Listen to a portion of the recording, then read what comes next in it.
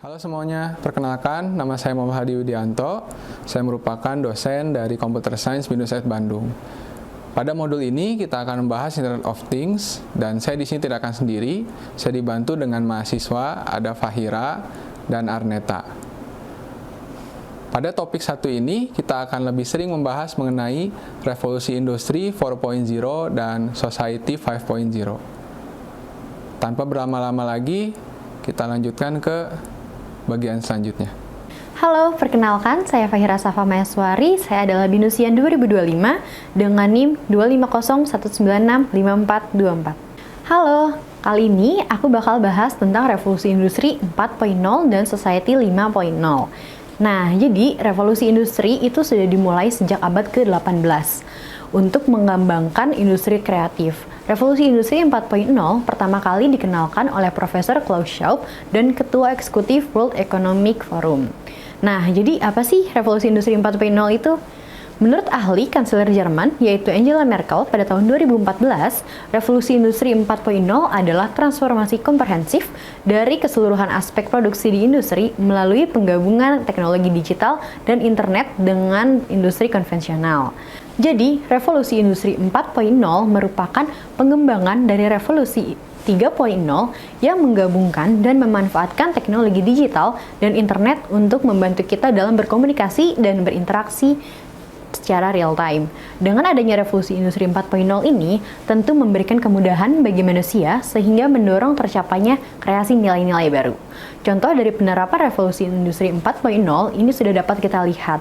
Nah, contohnya tuh ada kebijakan e-smart IKM atau industri kecil dan menengah di Indonesia. Dengan adanya hal itu, para pelaku usaha dapat mempromosikan produk lebih masif di platform digital. Kemudian, aku bakal bahas tentang Society 5.0. Nah, Society 5.0 merupakan sebuah konsep yang mengartikan bahwa manusia dan teknologi itu hidup berdampingan dengan tujuan untuk meningkatkan kualitas taraf hidup manusia secara berkelanjutan. Society 5.0 ini merupakan penyempurnaan dan pengembangan dari teknologi-teknologi yang sebelumnya. Jadi, Society 5.0 adalah era di mana semua teknologi adalah bagian dari manusia itu sendiri. Internet bukan lagi hanya digunakan untuk sekedar berbagi informasi, tetapi untuk menjalani kehidupan manusia.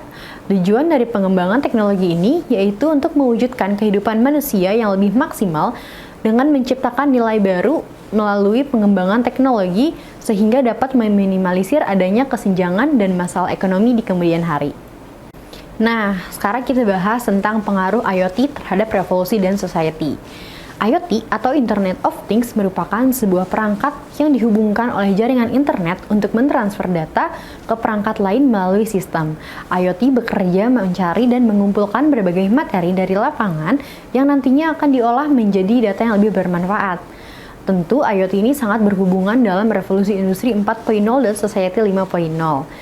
Dan sangat berpengaruh juga dalam berbagai macam bidang industri seperti manufaktur, logistik, kesehatan, tata kota, rumah, pertanian, bahkan industri otomotif, dan berbagai macam bidang lainnya. Contohnya, IoT dapat merubah model bisnis dengan yang awalnya menjual produk di tempat, menjadi menjual produk secara online yang bisa dimonitori dari jarak jauh asalkan terkoneksi oleh internet. Hal ini tentu dapat mengefisienkan biaya, tenaga, dan waktu dalam melakukan bisnis. Nah, sekarang kita bahas tentang contoh pengaplikasiannya ya. Yang pertama ada di bidang transportasi. Contohnya ini diterapkan kendaraan ramah lingkungan yang berbahan bakar listrik seperti Tesla, Faraday, dan Lucid Air. Dengan dikembangkan kendaraan ramah lingkungan ini dapat meminimalisir polusi udara. Kemudian ada juga bidang kesehatan. Nah, di bidang kesehatan ini terdapat data biometrik pasien. Dengan data ini, dokter dapat mengetahui keluhan dari penyakit pasien dan melakukan analisa dengan deep learning sehingga proses diagnosa dapat dilakukan dengan lebih cepat. Kemudian yang ketiga ada bidang pertanian. Pada bidang pertanian ini, kita dapat menerapkan konsep smart agriculture yang mengolah lahan pertanian yang sudah terkoneksi dengan gadget. Nah, dengan adanya konsep ini nih, dapat memudahkan para petani untuk mengontrol walaupun dari jarak jauh. Misalkan traktor akan bergerak sesuai dengan alur yang telah ditentukan, sehingga traktor tidak perlu lagi bekerja secara manual. Kemudian ada smart home. Pada zaman sekarang ini sudah banyak sekali rumah yang menggunakan konsep smart home. Dengan adanya smart home, segala benda teknologi yang ada di dalam rumah akan terintegrasikan oleh IoT. Mulai dari lampu, garasi, pendingin ruangan, dan lainnya yang akan bekerja secara pintar. Salah satunya cara untuk menjalankan benda tersebut yaitu dengan menggunakan perintah suara atau dari gadget yang terkoneksi internet dengan benda tersebut. Dengan menggunakan smart home, segala perintah untuk menjalankan benda-benda tersebut dapat dilakukan dengan sangat mudah dan cepat. Nah, kemudian ada drone. Drone ini dapat digunakan pada saat melakukan pengiriman dan penerimaan barang. Ia akan mengetahui rumah pengirim dan akan memberikan sinyal saat datang ke rumah. Kemudian, dia akan memastikan menggunanya keluar rumah untuk mengambil pesanan. Untuk memastikan pemesanannya, drone akan melakukan scan terhadap wajah bahwa yang dikirim sesuai dengan pemiliknya. Kemudian ada aplikasi dalam proses pembayaran. Contohnya yaitu Vintage atau Financial Technology. Nah, pada Vintage ini, proses pembayaran mampu melakukan transaksi antar benua dengan hitungan detik. Potongannya pun sangat kecil dan efisien. Penerapan ini mengusung konsep peer-to-peer yang cepat dan transparan sesuai dengan tujuan Society 5.0. Nah, tadi kan kita udah belajar tentang society dan revolusi. Sekarang aku ada pertanyaan yang bisa teman-teman jawab ya.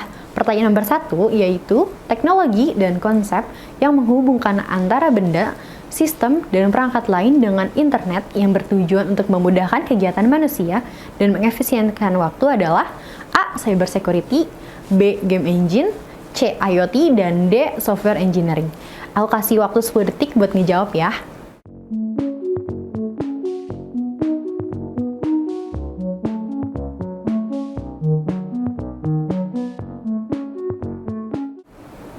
Nah, jawaban yang tepat adalah C. IoT.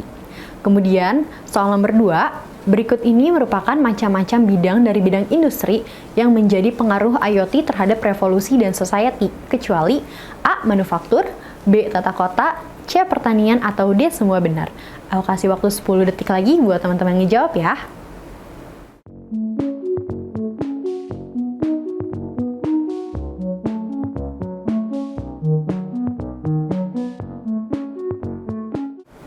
Jawaban yang tepat adalah D. semua benar. Nah, sekian pembelajaran materi hari ini.